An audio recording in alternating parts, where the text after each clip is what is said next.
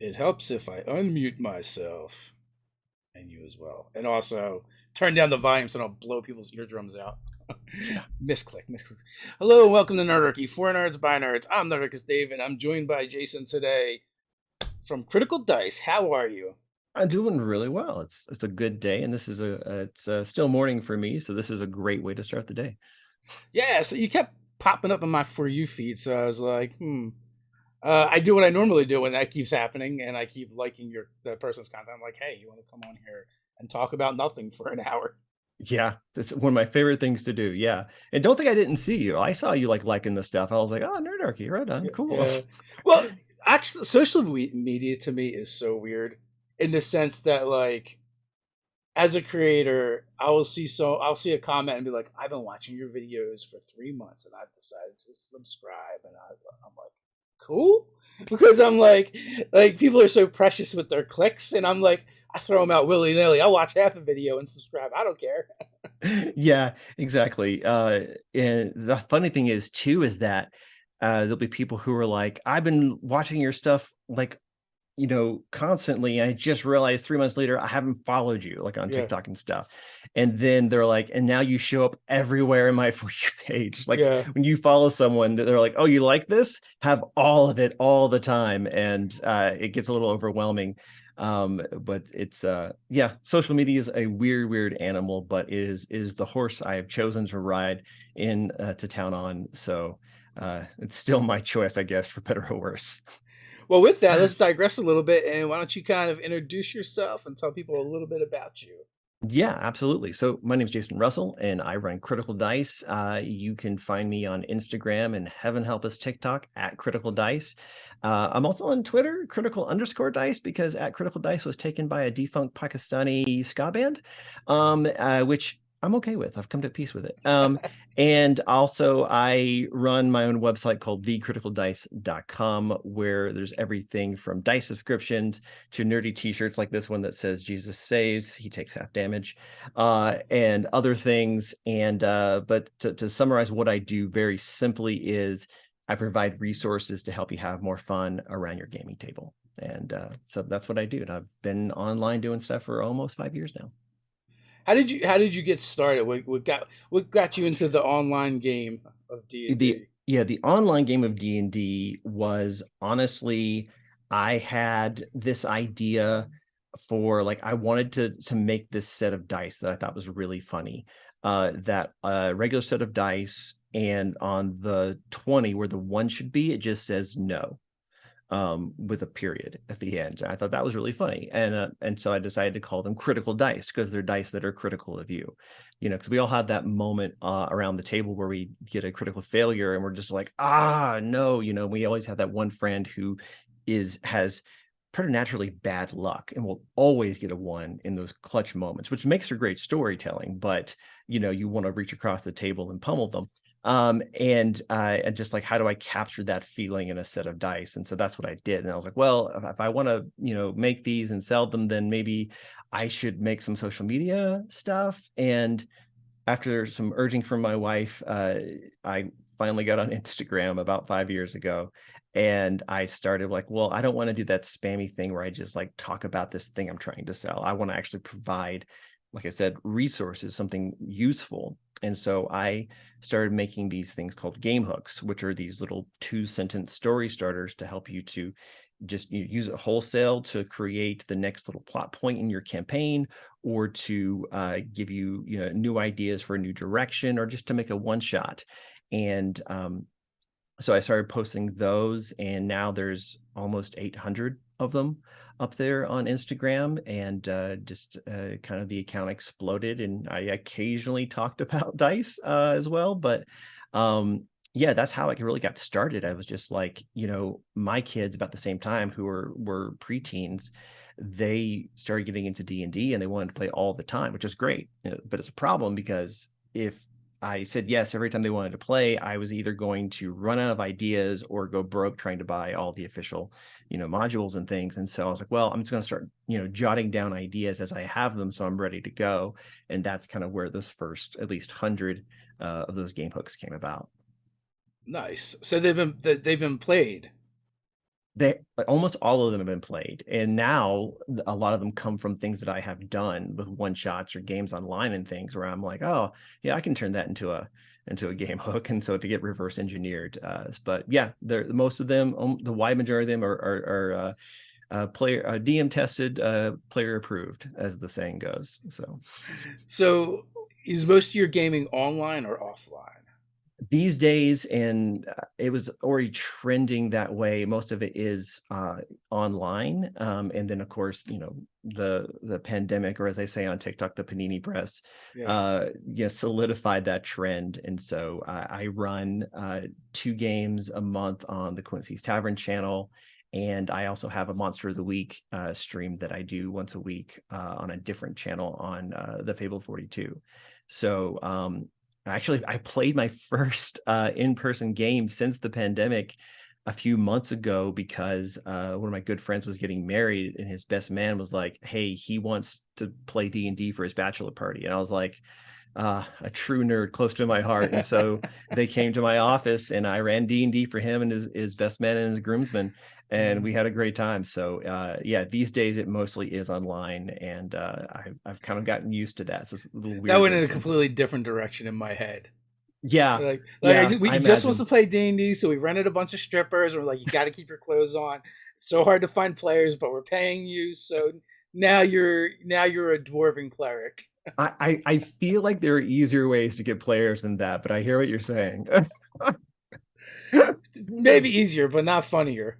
Yeah, well, no, the quality, yes, absolutely. And then they're like, I want to make D&D content creation. Let's go. Like whole new, uh, Yeah. uh, occupational change. Actually, they'll be very surprised when they get there and realize it already exists.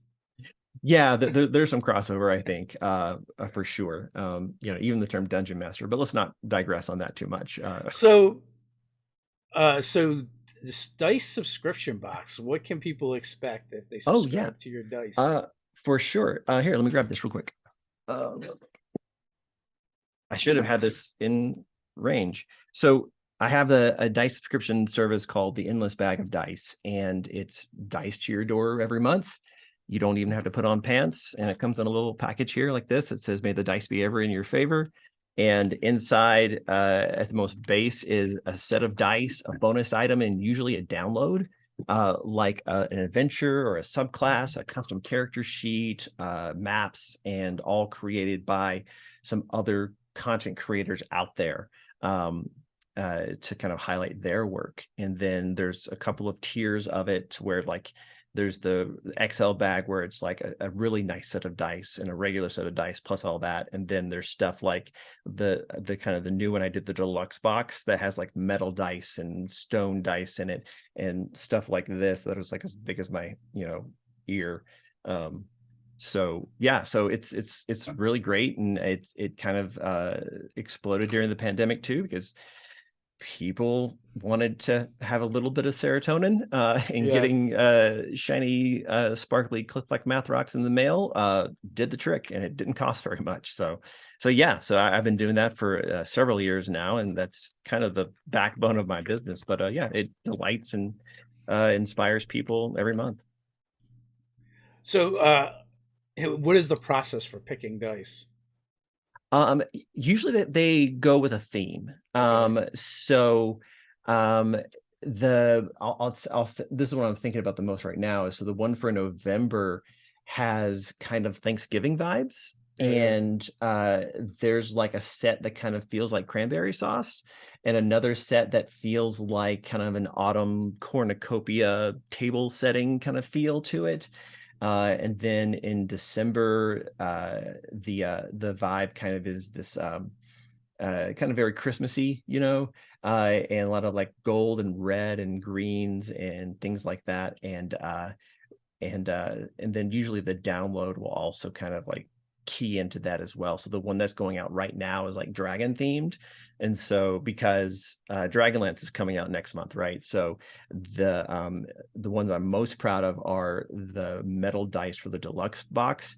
They actually look like dragon scales, like little, like almost like pointillist red and green dragon scales on them and stuff. So that's usually what goes into it. But I usually have to get these dice made for me like months in advance. So I have a whole rack here in front of me off to the side that is just filled with literally thousands and thousands of sets of dice waiting to go out for the coming months. So many dice. I know, right? That's why I always feel like disingenuous when people are like, "How many dice do you have?" Like me as a player, and I'm all, I cannot answer that because I feel like I'm cheating. So I'm gonna say like 100 sets that are mine. Yeah. But if you look slightly to your right, you'll see that I think I win, but that's not fair. So yeah, Yeah, yeah. Until I'm someone that surrounded by owns a dice manufacturing company shows up and they're like, pretty much, yeah, yeah. Because that's not really the question they're asking, yeah, but yeah, sometimes you like can't resist to flex just a little bit. yeah. But yeah, I'm surrounded by dice at all times. So when you play online, do you roll digital dice or real dice? For the most part, real dice. I mean, I have my tray and my like travel, set right here next to Yeah, me. But when it's like Fireball or some big hit, oh, D&D Beyond, just add those numbers and hit it because I do not want to do that math. But if it's yeah. just regular stuff, go for it. And when I play online, I always give my players the option to like, you can do digital dice or you can do physical dice. It doesn't matter because the reason you're part of my game is I already trust you to play with you. And so if we're going to worry about like, oh, did you fudge your roll? I feel like we're past that already. And so, yeah, I don't really mind, but there's no way I could go all digital dice. I mean, there's a lot of really pretty designs out there and things, but there's something about the tactileness of physical dice that I just can't get away from. So James wants to know, does the November dice set come with a recipe for green bean casserole? it will now. Um, I feel like you should do something like green jello or gelatinous yes. cube jello or something. So I have a friend who actually makes his own recipes and makes them kind of fantasy themed.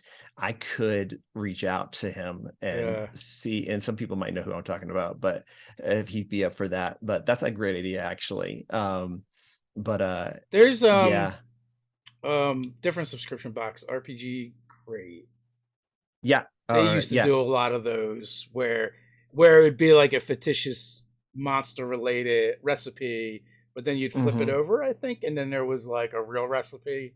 Yeah, yeah, like with all like fantasy ingredients, and then you're like, how do I get like unicorn dust? And you're like, oh, it's paprika. It's paprika. Yeah. Okay. Um, but yeah, that's a clever idea actually. I should think more about that. But that'd be fun. Yeah, because I've done like different like curses Yeah. and diseases. This is pre-pandemic before that was a little like, a little too close to home. I've done like different like taverns you can use, different NPCs, um yeah, just a bunch of different kinds of stuff. But recipes is actually not a bad idea. That's pretty good. So you had mentioned earlier, before we went live, about Quincy's Tavern and Yeah. the convergence. What's that all about? Yeah, so the convergence is like kind of the next big thing that I'm doing. So I work with Quincy's Tavern on TikTok, and a lot of people know him. He's like the original tavern keeper POV videos where he will talk to you and listen and send you on quests and all these kind of fun things. And I am we're business partners, and so I do all of his merch and special events and those kinds of things. And one of the biggest things that he always gets on his comment section on TikTok or Instagram, wherever, is, well, number one is, this is my safe place or this is my happy place, because there's just great, wholesome, positive vibes in all his videos. The second one is when is the tavern going to be a real place I can visit? And that's what he wants to do eventually. And I'm just like, okay, well, what if we could do it for a little while? And so I reached out to Evermore Park in near Salt Lake City, Utah, and said, hey, could we take over your place for a week? And they were like, yes, we can. And if you don't know Evermore, for those watching, Evermore is America's premier fantasy park. Basically, imagine if a Renaissance fair in Disneyland had a baby, that would be Evermore. And Did so, do you know? I feel like, but I could be wrong. Jenny D did a video about Evermore, and I feel like that's how I found it That's That's awesome. extremely possible because she's in Colorado and that's just the next state over. So Yeah. I feel like she has too. And there's been a lot of kind of cool cosplayers and things that have done stuff there because all of their buildings and the whole park is authentic. So like when you walk in, there's like, some street vendors and a potion shop. Further up the hill, there's a tavern. On the other side of the park, there's a totally not Hobbit house called the Burrows, and there's catacombs and a chapel and a dragon hall and all this kind of stuff. It's crazy. But like all the buildings have like thatched roofs, and the roofs are actually thatched roofs, not just like made to look that way. And so a lot of the stuff that they have there was either made by hand or custom just for them, or they rescued it from demolition in Europe and England and brought it over. So it is like the most real fake place ever. And so it's an amazing place. And so basically what we're doing in the convergence is it's a 4-day event. The main event on the weekend is the first week of May 2023. And it's a Friday and a Saturday from 6 p.m. to midnight, both days. And we're basically bringing the tavern to the real world for 4 days. And so if you go to their tavern, it's the Lucky Griffin Tavern, which Quincy runs. And the sign out front is right. And the banners inside and behind the bar serving, hot apple cider is Quincy. And people can go there, and then all of like the quests that they can send you on, because they have these amazing actors and cosplayers, NPCs there that make you feel like you're the main character on your own hero's journey, that will send you on different quests and things, and they're all related to like the kind of canon of the world that Quincy has built. And you can join different factions and go on quests, and they have like archery and a battle arena that's kind of like LARPing rules and knife throwing, and they have a train, Dave. They have a train, and the potion shop and all this stuff, and you can basically walk into the world of Quincy's Tavern or just a very D&D setting if that's not your jam for those 2 days. And then the 2 days previous, which is unfortunately already sold out, is the VIP days, where basically there's 100 people that get to have access to the park for that Wednesday and Thursday when it's closed. And we're putting D&D games in all of those rooms that I described and spaces I described earlier for people to play D&D.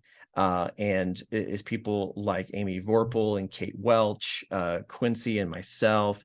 I'm trying to think who else people might know, like that great gentleman from TikTok, and Gabe James Hicks, he was yeah, mentioned. Gabe James, just a ton of people, and including, and I'll spoil this here first. We haven't announced this yet, but also Jeremy and Jasper from Three Black Halflings will also be 2 of the DMs, which is kind of fun.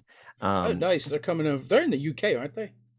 Yes, they are. One of the Jeremy is from the States, but Jasper is from the UK, but they both live there now. Yeah. Yeah. So they'll be coming over and running tables as well. So that's kind of exciting. So that's what that is. We're just bringing a fantasy tavern, Quincy's Tavern, to the real world for a few days and making like the best kind of like permanent Ren fair in the country even more magical, and bringing to life everyone's kind of D&D fantasies to come and hang out. So yeah. Have you been there before? Yes, I have. I've been there a couple times for like setup things, and Yeah. then just last month I got to go there for their kind of Halloween season, Okay. where all of it was almost like a uh, like a half the park was set up for their haunt. And so you're going through the catacombs and the tavern and the burrows and all these places, and it's all spooky and nooky and haunted housey, and where you can really see the strength and the quality of all of their characters come into play, because I'm not a huge horror fan, but I'm pretty good. But there are several parts during that haunt where I was like, okay, I want out of here right now. And I know they can't touch me, but I'm all, man, that's not doing a whole lot for me right now. So yeah, it's a really cool place. And they basically like have these 4 events every year for like 10 weeks at a time, where like there's like the fall event, which is like their haunt. And then at Christmas time, it's like the Dragon Lantern Festival. And there's all of these lights, and it's, hot cocoa and little fire pits all over the place. And so they just really do it up every every season to make it really special, and it's a different experience every time you go. So it's super cool. Nice. A quick reminder, everyone: links are in the description, so you can follow Critical Dice around the interwebs, and also all the things we're talking to. There are links to that as well, so you can go check those out. Um, do you have any advice for someone who's never been to Evermore? Yeah, my advice would be go. And if you are a person who likes cosplay or even like dressing up for Ren fairs and stuff, they highly encourage, like, you can just come in jeans and a t-shirt. I did. I'm not a huge cosplayer, Right. but like there's a lot of people who are there that came in their own gear, and so walk in like, so the kids get on the roller coaster not knowing it's going to take them to the world of D&D in the D&D cartoon, and they had to be transmogrified into like wearing adventurers clothes. You have the advantage of knowing you're getting ready to step into a fantasy world. So go dressed for it. It makes it a lot more fun, and just be ready to spend time and walk around the place. It's not a huge place, but it can take you hours to kind of see and do everything. Go and join a guild. We joined the Monster Hunter Guild while we were there, which was a lot of fun. We had to like talk to a bunch of different NPCs to get information and all this stuff, and it was just a really, really fun time. The only other advice I'd offer is don't bring cosplay firearms of any kind. They won't let that in, and just no pointed weapons. So most like any convention where you have to like bind them closed or just make sure they're made of foam or something. But yeah, just go expecting to be wowed, because they do not disappoint. Nice. It's all very cool. So will you be running games? Yeah, I sure will. I am running 2 or 3 games during the VIP, and our like I said, those tickets are all sold out. They sold out really quickly, which is crazy. But all those VIPs get to kind of sign up for who they want to play with over the 3 games in those 2 days, and we're gonna try to accommodate those as much as we possibly can, so they get their kind of preferences. But even during the main event on the weekend, a lot of our DMs are like, yeah, listen, your responsibilities end after the last game, but you're welcome to stay and just hang out and be in cosplay and get to go on the quest and do all the things you need to do because you're running D&D games. And I think so far, no one has turned me down. And so all of the people that you see on our website for the convergence are going to be hanging out and just doing stuff. I So feel like that's like a big part of accepting that gig is wanting to do the thing. Oh yeah, yeah. They saw it as part of their payment, and I was like, great, I love it. Yes, come Mhm. on. So, what kind of games will you be running? So for me, when I do one shots, which is what these basically are, I my kind of standard formula is 3rd level and 1 uncommon magic item, and any official race class, because for a one shot that is going to be like 3 or 4 hours, it's a really good ways to start. That they have options in a subclass, probably if they don't multi-class, and that's going to give them options and things to do, but not be overwhelming for a character that they probably have just made and may never look at again, as opposed to going like, a tier 3 or tier 4 or something. But also it keeps the game from going too long, because the fights aren't super long and the options aren't overwhelming to players, but it's still a lot of fun. And so for me, a lot of my games, and I haven't nailed down, because I have Islamay, it's fine. I haven't nailed down all the stories I want to tell, but for me, a lot of my games involve elements of mystery Hmm. and finding the missing pieces to a narrative so that all clicks into place.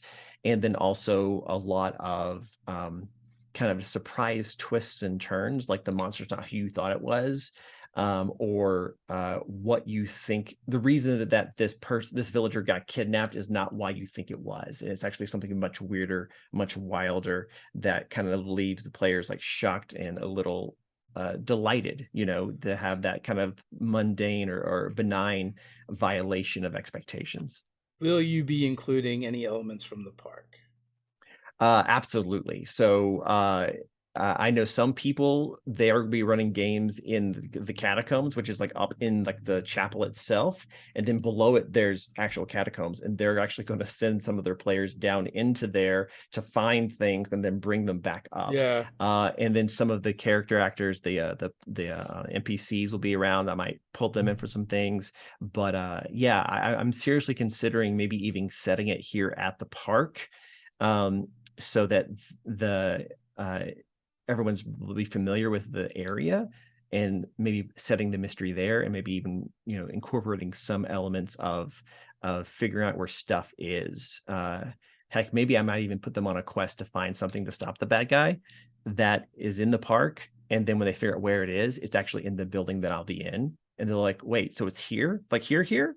I'm like, yeah, and then I've hidden something previously, there in that building for them to find and use, and incorporate it that way. I know a lot of the DMs are excited to incorporate things like that. Yeah, that stuff's a lot of fun, and like you know, when we did D in the castle, I've played in games where they would do that. Although some of that stuff is it sounds better than it actually plays out, just because of like, oh, we got the scene. It happens in the chapel. Let's go to the chapel and do it. Well, the chapel's a very echoey space, Yes. and the acoustics are very different. So like, so there's definitely things like that that kind of come up. And then also like when we did our D&D in the castle, we did our campaign. We decided we were going to link the three tables together, and we did a bunch of research on the castle, and so we took a lot of stuff from the castle to incorporate into our Nice. adventure. But plot Oh twist yeah. is we were sent to a different castle, and the first castle, like, peacocks were a very very big deal, and they weren't as big a deal at the next castle. So they're like, why do these Yeah. guys have this peacock fetish? I don't get it. Yeah, is this like a East Coast thing that I'm not aware of? Yeah. Yeah, yeah. No, yeah, and that's the thing too, when you do those little special flourishes as a DM, whether it's at a really cool destination like Evermore, at a castle, or even just at a convention, I think the flourishes always delight players, or they have the potential to, but you have to kind of manage the size and scope of what that flourish is going to be, to be like, okay, how do I, circumstance or idiot proof this flourish Yeah. and make it small but still significant and manageable? And so uh I think there's a lot of good ways to do that without having to, like what you guys experience and I've experienced before too, of putting in all this effort and then last minute it just doesn't happen, and you're like, well, dang it, I can't get those days and months back. So, but yeah. Some lessons are learned. No, it still worked out pretty well too. I like the original castle. We found that the Lemmy from Motorhead was from that area, so we created this Oh, like good. cosmic imp character that we you kind of used Lemmy for. That's awesome. I and love that. and so when they were like transported to this castle, like this imp character shows up and hands them all an ace of spades, and it's like kind of like a Uber inspiration that they could get to play with once during the Nice. game. Nice. Yeah, I love that. Yeah, and also, like, I think something that's kind of fun is, I think as DMs, a lot of us have like puzzles and riddles and things in our back pocket that are kind of our favorites, Uh, or that we can always like modify and change. And sometimes just when you know where you're going to be, especially if it's a cool place like where I'm going to be at the convergence, like I can use the building I'm going to be in and go, oh, okay, well, there's some stained glass windows in here, and they show these three scenes. How can I kind of adapt this? And a lot of times it does take a lot of preparation to do that, to kind of use your surroundings and environment, even semi-impromptu, to add things. So yeah, or even just taping little handwritten notes to the bottom of their chairs before they arrive. There's always things that you can do to make things special. And like you said, custom NPCs that are, cultural touchstones is always a big win. have you thought about like incorporating maybe one of the areas in your game and hiding something in the game in there, but then hiding something actually there as Yeah, well? yeah, that's exactly what I'm thinking of. Like, so if I play a game in their kind of like it's not called this, but it's like their bestiary room. It's Uh, like where they'll do shows to like show like, you know, parrots and different like lizards and things and stuff. Like to there, like I might hide, you know, in the fantasy game, they need the special food to be able to lure and capture the escaped basilisk, right? But in the physical room where we are, I might also hide a box that's there. And so when they realize where it is and they go to a building that I described in the game that looks eerily similar to the building they're physically sitting in, yeah. let them start to connect the dots and go, oh, wait, you know, and do all that. So that'd be kind of fun. That or he'll just sit there all weekend, one or the other.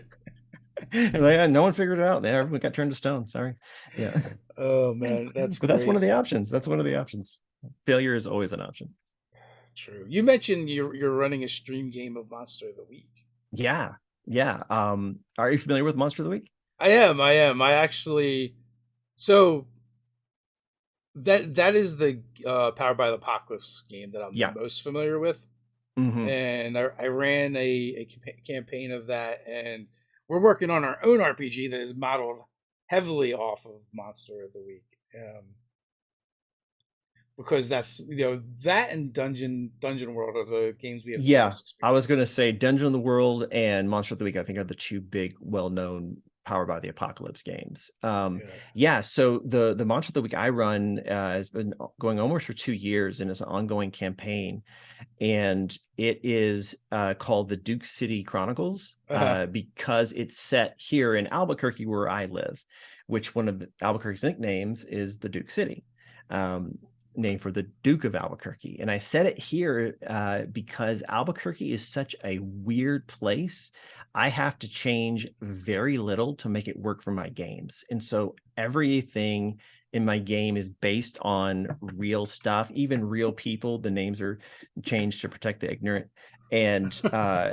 and all of the mythos and weird statues and legends and all this stuff. And oftentimes at the end of a hunt, I'll tell my players, let me tell you what I changed.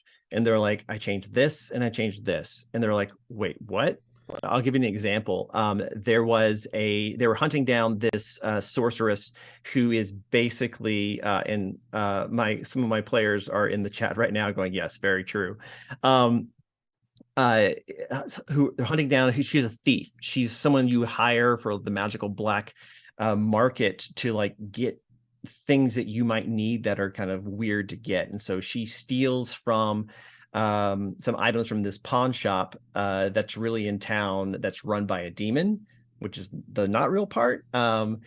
And so the demon hires the party to go and capture her, and they have a couple of like interactions with her and fights and stuff, and gets away, and they realize that she's here to steal uranium.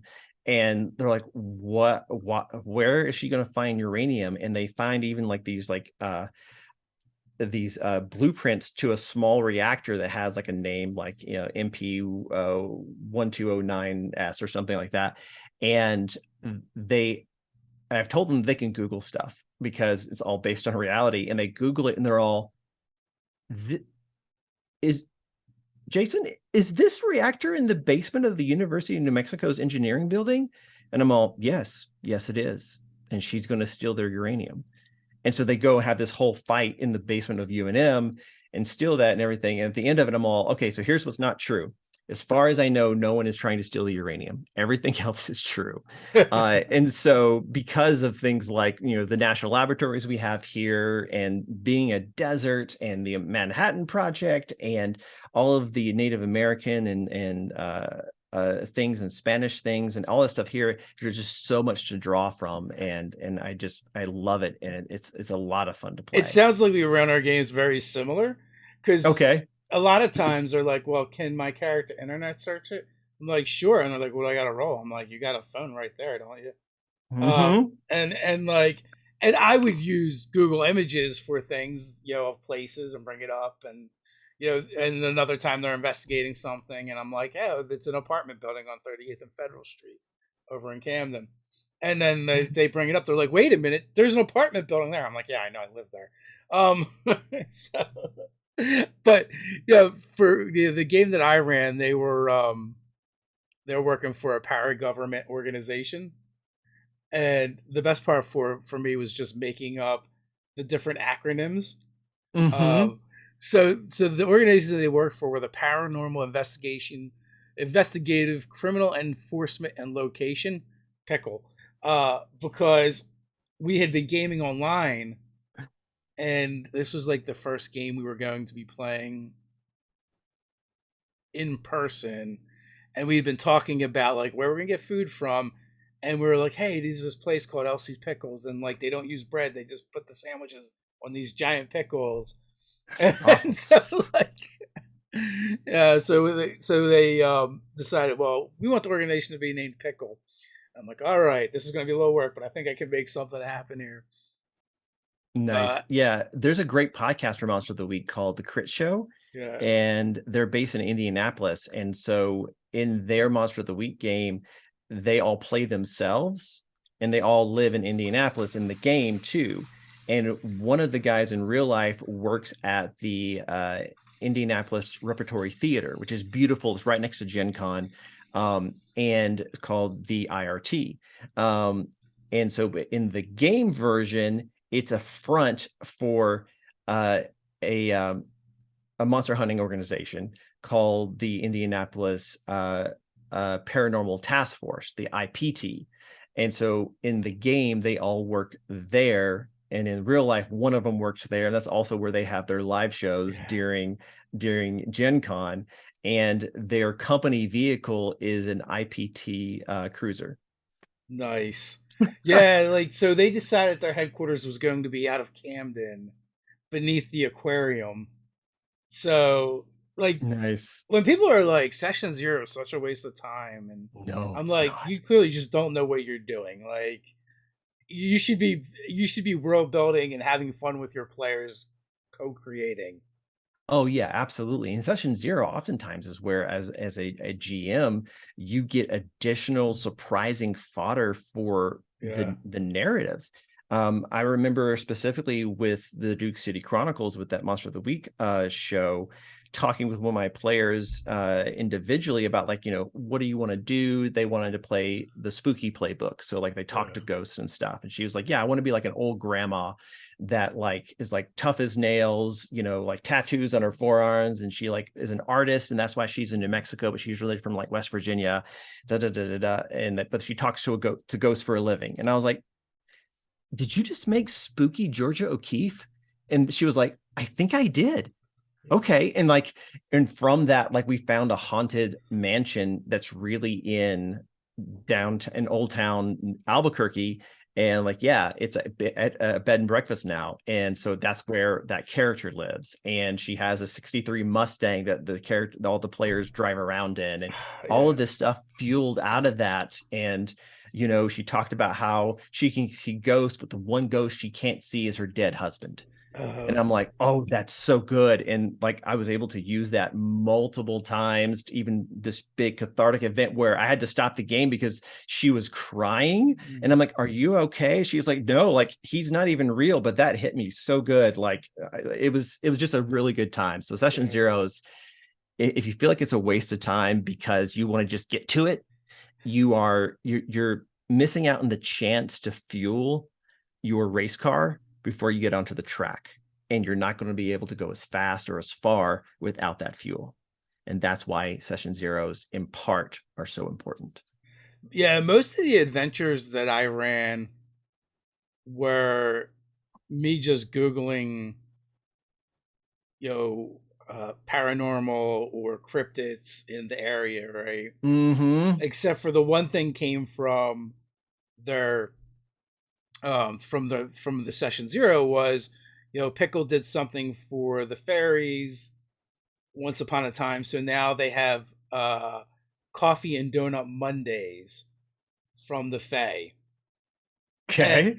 and so like one Monday they show up, and the coffee all the coffee and donuts, they're there, but they're just meh, right? They're not vibrant colors, all the colors are muted, they're okay, but they're not like amazing the way they used to Right. be. people aren't eating the donuts and drinking the coffee, which ends up causing going to, if that continues, it's going to slight the Fae. So they had to figure out what was going on with that. So we were when we actually went back to in person. I think we were in the middle of that scenario, and I went to the bakery that they left their headquarters to go to because they wanted better donuts.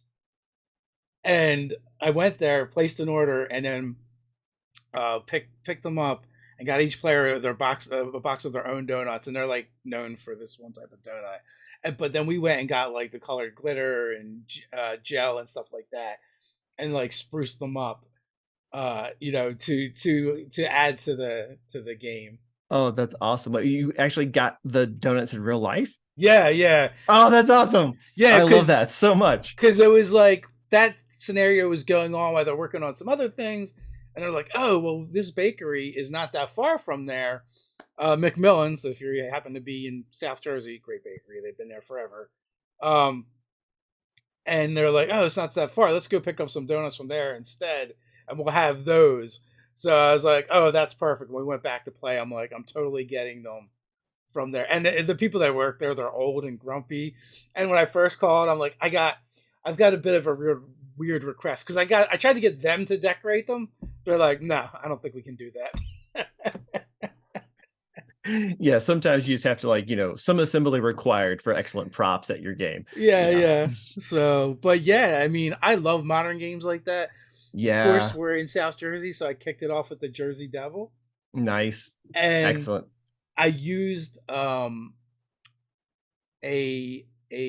campground here that me and my wife used to go to a lot, and she's in that game, and she was like so excited and blown away because I basically just gave everyone the maps from the place, right? I think we're still online, so I just like downloaded the map and distributed it. Like, here, you guys, this is what everything looks like. Yeah, I love that. I really love that. Yeah, because I mean, there's so many great ways to turn like modern cities into fantasy cities, but when you play in a modern day or modern day-ish game like Monster of the Week, the whole world is your oyster, and you can just pick a place and say this. Like there is like one of the big monsters. I think that was the second one they've ever faced in my Monster of the Week game was La Llorona.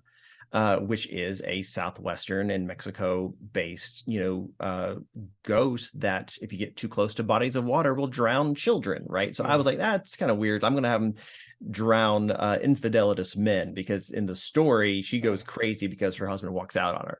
And so they have to go to this like motel. It's kind of known for being a little sketchy. And the picture I gave them was of the actual one here in town that's known for the very same thing, and they got to see it, and they could look around and even use Google Maps to figure out where they were in relation to other things. And it really helps me too, because they're like, well, how far is it from here to this place? And I go, about 10 minutes without traffic, because I've driven that route many times. So yeah, it's a lot of fun when you can just pull from the real world to do that kind of stuff. It's a blast. I'll get to your question in a second, Nexus. Yeah, I see it too. One of my favorites was when I realized New Jersey has one of, if not the only, not anymore, but did have the only haunted go-go bar, strip club. Haunted go-go bar? Okay. Yeah, by a mobster. Well, yeah, that tracks. That makes sense. I'd be sad if it wasn't a mobster. So yeah, that became a mini arc. I'm like, oh, this is too good. Like, I couldn't even write this stuff. Oh yeah, we have a restaurant across from the university here called the Frontier. It's a whole city block, and they have paintings all over the walls, like almost to the point where you can't see the walls. Yeah, and they're obsessed for some reason with John Wayne. And there's no less than 7 portraits of John Wayne, including one that's life size, where he, like, as you turn a corner, he's like there with like his, pistol and everything in a classic, spaghetti Western kind of motif. And in that place, they have this little thin copper wire that attaches all of the pictures to other pictures. And what it is that if you clip it, the alarm goes off, so people can't steal, because this is in a rough neighborhood, the pictures. But I was just like, what if that thing isn't there as an alarm, but it's there as a magical ward to keep the pictures inside the pictures? And so someone had stolen a painting, Mm. broke the magical kind of seal, and at night the images are coming to life and grabbing people and stuff. And their big bad in that one was they had to fight life-size John Wayne that had stepped out of one of the Oh portraits god. and is like skulking around in the dark with his Colt 45, and it was because they're just like, what is even happening? And then later I showed them pictures of the actual place, and they're all, yeah, no, that tracks, and they could actually order off the menu because they all had access to the menus, and yeah, it was great. And It when does friends come to visit, they can actually go there, which is great. it does take away from a lot of like the prep you need to do as a GM It does. in a good way. Like it just and it adds details that would have been a lot harder to come up with on your own. Yeah, absolutely. Do you want to tackle this Yeah, so question let's see from what Nexus Nexus? guest has to say here. DM help needed. I have a player that is using potatoes plus animated object. Awaken tells potatoes to worship him. He helps them and is nice to It's nice them. to them. How many need it before I have to give divine rank? Okay. Do you want to go first? You want me to go first? Wow, that sounds really expensive. It's like 5K per potato. Listen, creating your own like spud race, no one ever said it was going to be cheap. That's true. But I mean, one could argue that the progeny of awakened, divinely awakened potatoes could also be awakened. So there's other ways to do it, though you might have to cut them in half and bury them in the dirt. I don't know how the potatoes are going to feel Yeah, about it that. feels like we're getting into potato eugenics territory, which seems very Yeah, shady to me. maybe, but I mean, but what divine being that made their own race didn't do something kind of similar Uh, to arguably more empathetic, objects of creation? But that to be set aside, mm. the way in my game I would rule it is that it would take at least 1,000. Someone's been playing Cult of the Lamb. That's funny. As 1,000 before divine rank. And what I mean by that is not like, oh, they've ascended now. No, it's a small worshiping set of worship. Also, we have no idea what the intelligence rating and wisdom scores of these potatoes are going to be, but I would say you would give them a free feat at that point. That is like, what's the feat called in D&D 5e? That's like Magic Initiate, I think, is the old school one, where basically you get a first level spell and 2 cantrips from a certain class. Yeah, it's just magic initiate. Yeah, okay. They've made different, like, put English on that feat a couple of times here, and like with Tasha, so I can't remember what it's called, but Yeah, there's a couple like um Fey touched and Shadow touched. yeah, yeah, that's what I'm thinking of.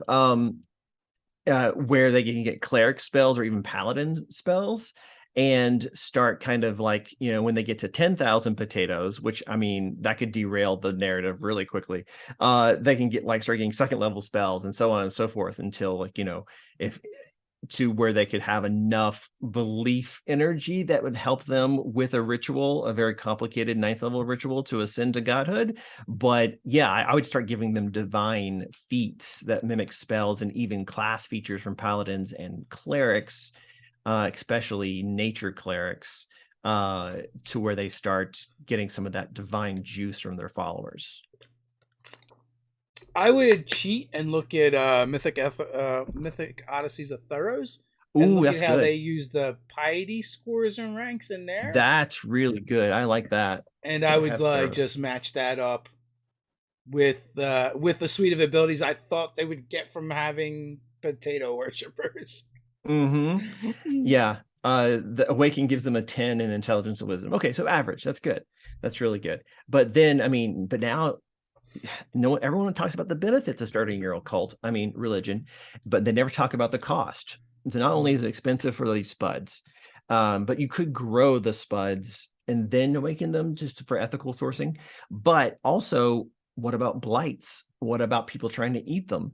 All this kind of stuff. You're responsible now for their well-being. So, count the cost, because you don't want some, Gore the God Butcher scenario coming up where, you know, they're going to like hate you for not stepping in and helping the way you should have. So, and the more followers you have, the more responsibility. It's like, the poet always said, more potatoes, more problems.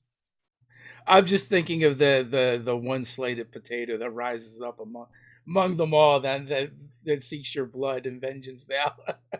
Exactly. Or when there's a religious schism. Oh no. Now there's uh, Protestant and Catholic potatoes. What do you do then? yeah. So yeah, Also, you have to worry about poachers coming in and trying to poach exactly. your flock.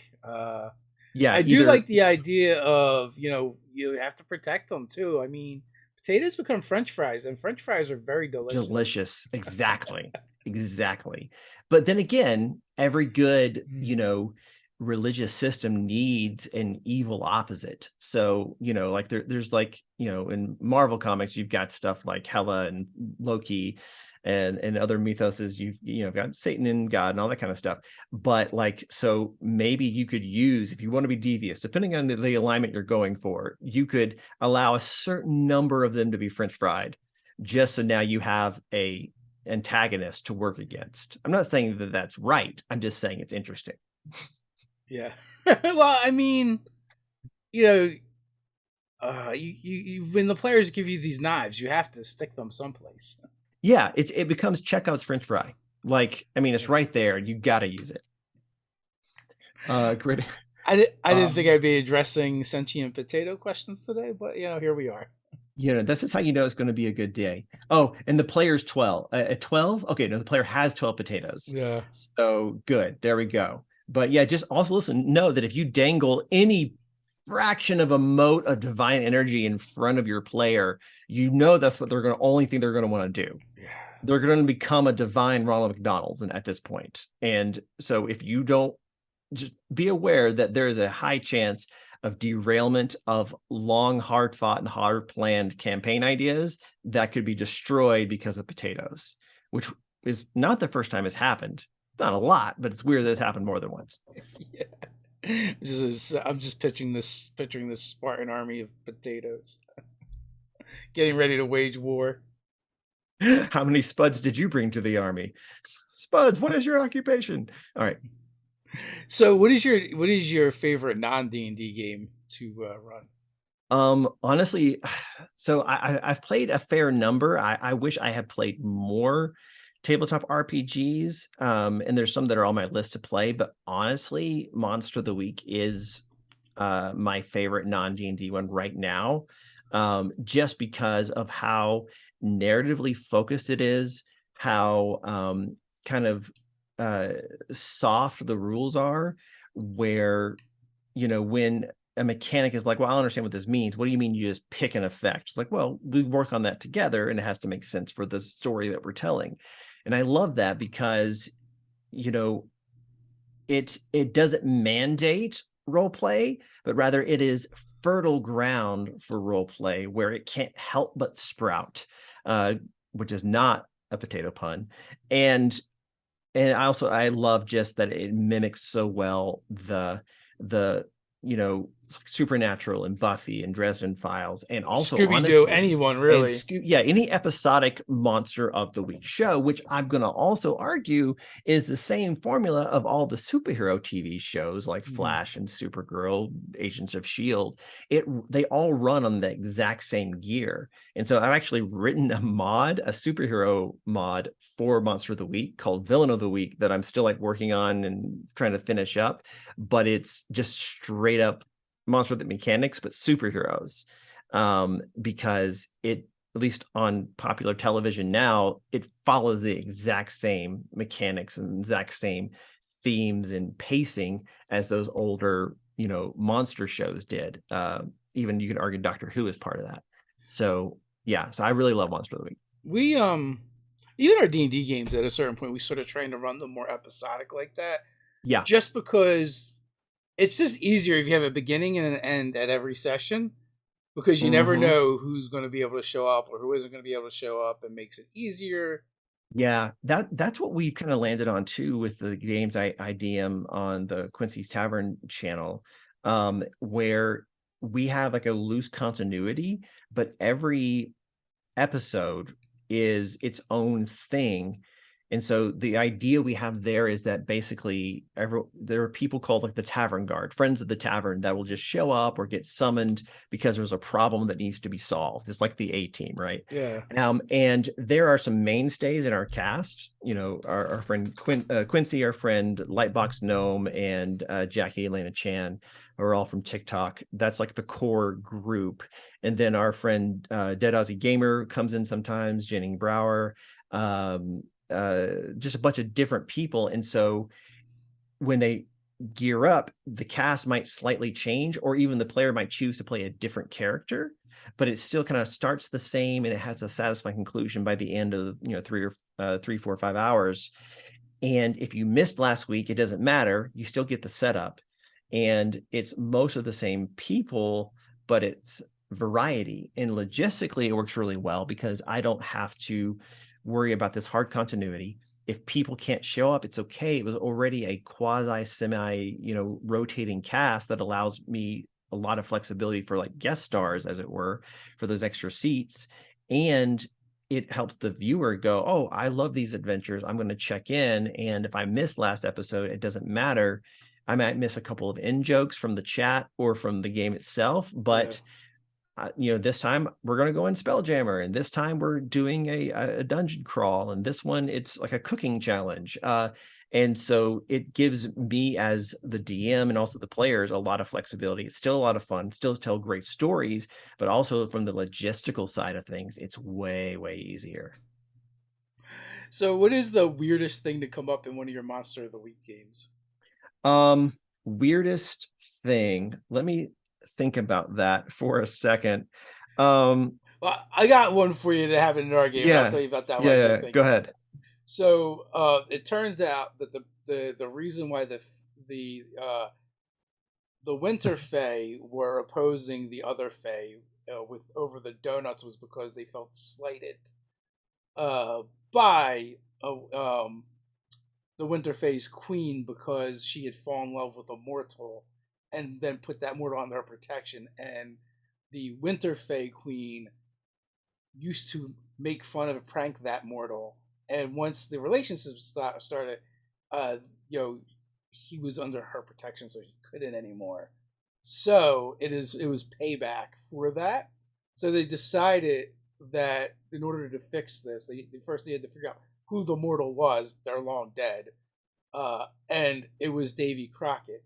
So they convinced the Winter Fae what they needed to do was they needed to prank the Davy Crockett one last time to get them back, which went right into America's Funniest Home Videos territory. And they came up with not one but two plans. One was to find someone named Davy Crockett, put a coonskin hat on them, and punch him in the dick. The other was to summon the ghost of Davy Crockett, which required breaking into the Alamo to get some memorabilia. Like one does, yes. To summon him, to punch him in the dick. So, listen, there are many paths to the only possible conclusion of punching someone in the. But okay, I just remembered mine, and this is one that I've been excited to do for a long time.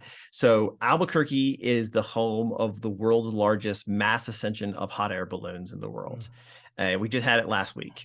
Something like 600, 700 hot air balloons all over town. The sky is just covered in them. It's gorgeous.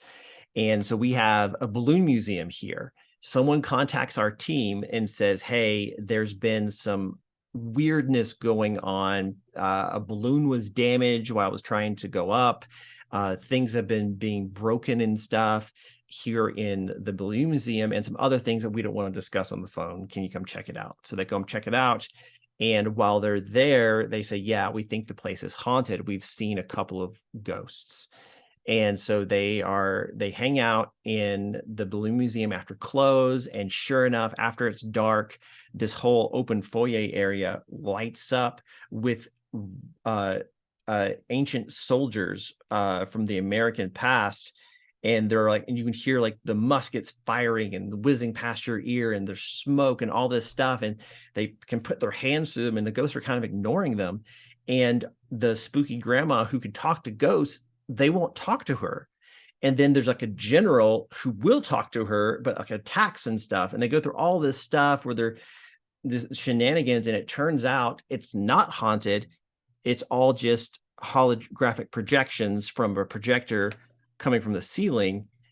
And the general is just a guy in a suit, and it was our Scooby-Doo episode where Oh, they nice. literally unmask him, and he had found that he knew that there was gold buried after one of those battles that actually happened here on this same land, and they couldn't figure out where it was, and so he's doing this discovering a way so he can search for the gold.